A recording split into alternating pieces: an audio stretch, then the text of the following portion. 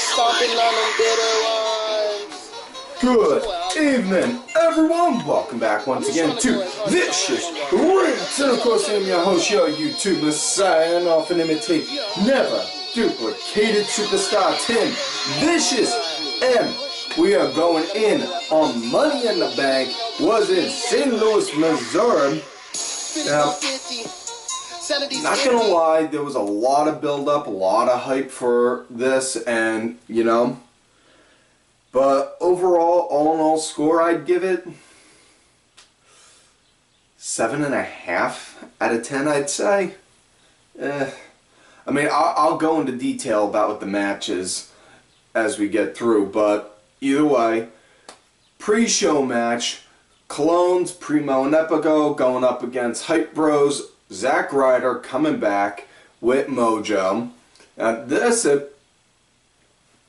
Now this match, it had a bit of a sloppy, I don't know to you guys, but to me, like the opening of it, like just the start of it, it just felt like kind of sloppy, like they couldn't get things together right at that point in time.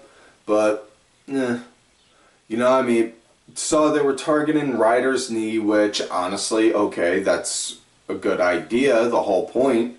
You know, he's coming back, this is his return match from having knee surgery, so yeah, makes sense on that part, you know. But either way, Mojo wound up getting a hot tag, cleared house, and then they wound up finishing it with the Hype Rider, got the 1, 2, 3, that was it. So that's that. Next matchup we got is now for the main show itself, we got the women's Money in the Bank ladder match. Charlotte versus Charlotte, Becky Lynch, Tamina, Carmella, and Natty all in the match. And right off bat, Tamina, she started doing powerhouse, clearing everyone out of the ring, which, okay, I'm not gonna lie, you know, that's playing to her strengths. You know, she's a big chick, have her work like that, you know. Yeah, there was good amount of physicality all around from everyone on everything hitting it. You know, a lot of build up for this match, a lot of anticipation because it was the first women's one. You know, honestly, it was, you know, not gonna lie, like I said, good physicality all around, absolutely loved it, but I was expecting a little more. I don't know, that might have just been I might have had my own standards set up a little higher than what they were originally going to go out there and do, but but now match came to an end in quite possibly the shittiest way possible. It's, you know, everyone wound up getting knocked down, cleared house. Next thing you know, Ellsworth bringing Carmella's laying out like half out of it on the floor. Ellsworth comes into the ring, climbs up the ladder, unhooks the briefcase himself, and hands it to Carmella. So, yeah. So, just try to wrap your head around this for an ending. For the first ever women's Money in the Bank ladder match, we have a guy unhook it and win. You know, I've been joking around for a while saying Ellsworth's been there long enough, is hanging around them long enough now to be considered part of the women's division, but, you know, if he's going to unhook it, screw it. Have him be part of it. Now have him go and get his ass whooped by, you know, have him go and get his ass whooped now when he goes and tries to cash it in. Either way, next up we got tag action. New Day going against Usos. Tag title match. Now, Usos, they started out real stiff, real hard and fierce on this, you know. And I've been saying for a while that the Usos needed to change. They finally got that change, you know, but, you know, and it's good to see, you know. And above all, more than anything, thank God they finally started to actually change their moveset, because, no lie, when they were faces, best way to describe an Uso match, super kick, suicide dive, Superfly Splash. That was basically summed up their match. But either way, you know, they wound up focusing on Kofi. Gave him a freaking suplex on that LED ring post that they got. And he wound up being the team punching bag for a good bit. Once Big E got tagged in, he didn't get a hot tag. It was just a straight out tag. But once he did, man, he started clearing house like you wouldn't believe. You know, powering out, you know, just powering over him, like straight out. Picked up one of them, hoisted him up, and then wham, hit the big ending. Now, unfortunately, that was not the finish. How we did get the finish was Usos just said, screw this, and walked out with the title. So, while it's good heel psychology, you know, them saying, you know what, screw this, I don't want to deal with this shit. Give me my belt, I'm leaving. You know, on the same hand, right after coming off that ladder match, you know, bad ending one after another like that. You know, next up we got women's title action. Naomi going against Lana. And Lana debut match on SmackDown. And now this, Naomi, she started out real good, real nice, strong, you know. It was actually real decent wrestling. I'm not talking like ground-based Greco style, but no, I mean like actual wrestling. Like, you know, this actually looked like a real pro wrestling match, not just hair pulling or throwing shots. We'll say this though, one thing did not like about what Lana wrestling, the consistent yelling that she was doing, because honestly, she sounded like she was either auditioning to be in like an 80s horror movie or she was making a cheap porno. But either way, Carmella wound up coming down, started teasing that she was going to do a cash-in, and the whole time, Naomi was like, alright, come on. Lana goes to set her up to go and hit that spine buster of hers. Next thing you know, Naomi winds up countering it, locks her in a submission. Lana taps out, and then Naomi, she just looks at her like, looks outside at Carmella like, you gonna tap? Come on, you gonna cash? Come on. And Carmella's like, nah, I think I'll wait. So that's that. So, either way, next matchup we got now is the WWE title match. Jinder Mahal going up against Randy, and this is big time hype on this one because they have Randy's dad out in the crowd watching this match. Now, Randy started out real good, real fierce, like, you know what, you motherfucker, you took my belt, I want my title back, you know. Wound up seeing at one point Jinder started targeting Randy's knee, and the reason for that was he wanted to go, what it was, he tossed Randy over the rope, he gave him a body drop over the rope, and when he landed, after he landed, boom! You know, he saw he was grabbing his knee like, like that, like he may have tweaked it, you know? And that happens to everyone sometimes, you know? I mean, I tweak my knee sometimes, hauling stuff and work all the time, but either way. You know, but Jinder, he was doing real good, real smart, hitting it hard, you know, wound up even locking in the figure four. Ric Flair was also sitting ringside watching it, and they were like, and doing that just to throw out a jab saying, oh, he's doing that to H, you know? You know, wound up getting out of it, but eventually the Singh brothers would wind up starting to try and run interference. Ref throws them out. Okay, all well and good. Just as they're leaving, they go, what? Home.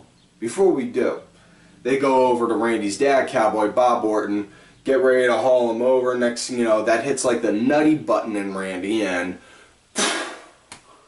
man, Randy just starts clearing house with them. Like, he starts tossing them around like they're freaking rag dolls, you know. And again, puts the one through the table like he did at Backlash, that Just boom! This time he didn't have that look on him. But wound up killing, basically he killed the Bollywood boys. Next thing you know, when he comes back in the ring, Jinder, he's half out of it. Goes to hit an RKO. Jinder, boom! Hits that knee he was been working on the whole time. And then hits that Colossus. Gets the 1, 2, 3. So, sets up for a possible third rematch. Rumor is, and take rumors to a grain of salt because I don't trust the dirt sheets. Rumor is they're going to bring the Pujai prison match back for a show coming up soon, which, for the July SmackDown pay-per-view, which, I'm not going to lie, I would be all for that. I mean, dude, come on. Who didn't like a Pujai prison match? You know? Okay, it's something to laugh at, but still, it could work. You know? Either way, wound up, you notice during this show, a lot of people are all hitting the same spot, the knee. You know, real quick point on it, psychology, focus on different spots. Okay, Randy and Zack Ryder, that makes sense because they made actual physical targets, you know. But everyone else that's hitting those knees, that's working the knees during the show, you know, you're just doing it because you're doing it. Go and hit something different. Focus on the shoulder, you know. Focus on the shoulder, an ankle, you know, wrist, elbow, something. You know, but either way, just do that. Next up, we got impromptu action. We wound up getting a little vignette of Breezango doing, instead of Fashion Files, Fashion Vice, which completely blew them out the water. Absolutely loving that these guys are doing this. You know, it's giving them a platform to springboard and giving their characters a chance to evolve instead of just being a ballroom dancer and a former runway model. You know, it's giving them a chance to actually show, hey, you know, we could do this goofy shit too. Watch us. You know? And either way, they wound up showing a Fashion Vice file that had them saying, that showed that they got evidence saying who it was that attacked their office, and it was a tape saying, meet us in the ring tonight and we'll show you who. So, for all the anticipation, all the hype, all the build up for who it could be, it's The Ascension. Biggest letdown ever.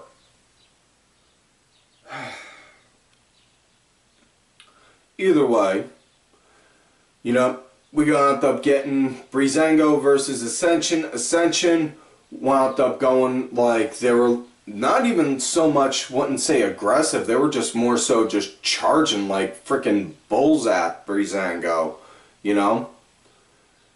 You know, this is a relatively short match. Fandango wound up getting tagged in, wound up clearing house, and then they wound up getting the win via a roll-up, so that's that. Now, main event time. It is the Money in the Bank ladder match. AJ Styles, Dolph Ziggler, Sami Zayn, Kevin Owens, Nakamura, Baron Corbin, and just as Nakamura is coming down, Baron Corbin attacks him. So in a way it kind of works out because one, that plays to Corbin, and two, honest to God, not sure Nakamura is a phenomenal wrestler and probably one of my top favorites of all time. I'm not 100% certain he would have been cut out to do this type of a match, you know? I mean, that's like saying if that, not taken away from Nakamura, but I'm just saying, you know, like, would you be able to see Harley Race or Andre the Giant in their prime doing a match like this, or a Hell in a Cell or something like that, you know? Either way, Corbin winds up clearing out Nakamura before the match, and then everyone just pretty much just starts flattening everyone. Love seeing on how Zayn and Owens still keep hitting each other like, you know, like it's just yesterday, and they're still starting up a new feud. You know, these guys, Kevin Owens said it best about them two. You and I are destined to do this forever. And they have not skipped a beat yet with each other, man. These guys are killing it. And, you know, and possibly the sickest. Kevin Owens, I got to give mad credit for it because he took possibly the sickest beating out of everyone on this show tonight. Because, no lie, he got plowed through a ladder by Sami Zayn. And then, surprisingly, he was still standing. And then he wound up getting AJ Styles wound up giving him a Death Valley driver through one also, and somehow he's surprisingly still standing. And then, you know, I have no idea how the hell that man is able to still stand after all that kind of a beating. But either way, you know, great physicality from everyone. A lot of good teasing everyone, just like getting a chance to get up there. You know, wound up seeing at one point, Ziggler wound up actually literally climbing over Baron Corbin to stop Styles from getting it. You know. Excuse me. And at one point, Nakamura did start to come down. Did come down to show, you know, to come out. Which, again, played to his strengths. Played to the strengths, you know, much like they did with Roman with the Royal Rumble last year. You know. But either way, back to the matter at hand. I'm starting. I don't want to get off topic. Nakamura comes back, winds up hitting everyone in sight, winds up nailing out 4 Kinshasas at everyone. Then next thing you know, just as he's about to grab the ladder, Styles grabs it, and then to just lock horns. You know, like put the ladder over, like let's fight. And oh my God, this was one hell of a cock tease for a Styles versus Nakamura match. You know? These guys just these guys are great together, you know? If you've not seen their match in New Japan at Wrestle Kingdom, after this show, please go watch it. You know? Trust me, you will not be disappointed one bit. You know, now after they brawl, you know, words jumbled up. After they brawl, Styles winds up eventually getting the upper hand, starts going up the ladder. I believe it was Styles anyway. I gotta double check and make sure. But going up to get the ladder next to you, Corbin comes in, boom, stops him, and then goes up himself, unhooks, gets the briefcase, wins. Baron Corbin is now the new Mr. Money in the Bank. And honestly, well, 1, I didn't expect him to win. 2, had time to sit and think it over. He's honestly the guy who needed that win the most because, you know, if you're going to build on his credibility. I mean, that's honestly, that's really more so what was needed for that win than anything. But either way, that is it for this week's show, folks. So do not forget to like the videos, watch, subscribe to the channel, go back, watch some other episodes. Check out the information down below for the new podcast. Me, my executive producer, Oliver Ben, and my good buddy, Danny Sunday. We do the Dad Show. Details on that will be in the description. Make sure you also look for me on the Twitter at Tim Vicious. Also have another account, Tim_Vicious. Also do got that Facebook gimmick, Tim Ash. Also, do not forget to follow all of these cool ass cats right here on Twitter. Axel Mulligan. Make sure y'all check out Axel's newest project, Brit Wrestling Review. They talk about British European wrestling. Sunday segue, simply Sabrina Cranky Asshole and _report. My executive producer, Alva Van, who provides the music for this week's show. Make sure y'all check him out. It's out there on iTunes, Spotify, and such. Details are in the description box. Also, hit him up for one of these cool Ollie Reborn shirts. Show some support for the man, as well as feelings. as Ain't well about as nobody's my business. client Some bronze, of you to me bitch, happening. forever. Life is creeping And up, I've folks, been this I way can always since see how someone you wants love to me great, see you and hate we're all me. together, but there's no in this. I'm Fuck tempted you. and I'm bleeding. Permanent alarms go off, I'm sick.